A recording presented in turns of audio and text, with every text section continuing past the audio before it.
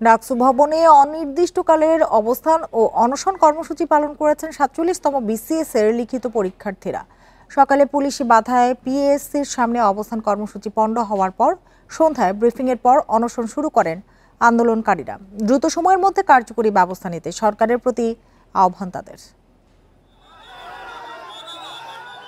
পুলিশের হামলার মুখে পিএসসির সামনে থেকে সরে যেতে বাধ্য হন ৪৭তম বিসিএস এর লিখিত পরীক্ষার্থীরা।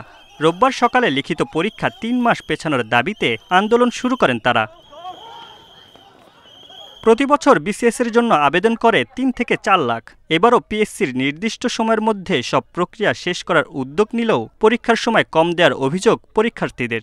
লিখিত পরীক্ষা ২ মাস আগে এটার সময়সূচি দেওয়া হবে, কিন্তু ৪৭ বিসিএস এর ক্ষেত্রে দেখা গেছে সেটার ব্যত্যয় ঘটেছে। এই টাইমের ভিতরে একটা নতুন ক্যান্ডিডেটের পক্ষে পুরো বই একবার করে রিভাইজ একবার করে পড়েও শেষ করা সম্ভব না। তারা আসলে যে সময়টা পাচ্ছে সেটা যৌক্তিক না। তো আমাদের দাবি হচ্ছে সকলের জন্য একটি লেভেল প্লেইং ফিল্ড তৈরি করার জন্য একটি যৌক্তিক সময়। তবে পিএসসির কর্মকর্তা জানান পরীক্ষার সময় পেছানোর কোনো সুযোগ নেই। আপনাদের যদি কোনো কিছু বলার বা থাকে আপনারা স্মারকলিপির মাধ্যমে জমা দেন, আর হচ্ছে যে আপনারা সচেতন থাকেন। আর দ্বিতীয় কথা হচ্ছে যে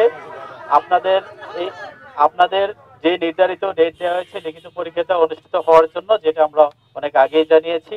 পরে ব্রিফিংয়ে আন্দোলনকারীরা জানান দাবি আদায় না হওয়া পর্যন্ত অনশন ও অবস্থান কর্মসূচি পালন করবেন তারা।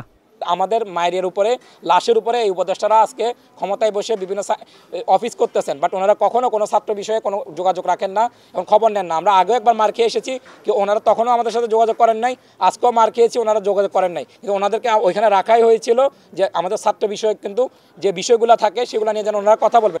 সরকারের উচ্চ পর্যায়ের সাড়া না পেলে কঠোর কর্মসূচি ঘোষণার হুঁশিয়ারিও দেন বিসিএস পরীক্ষার্থীরা।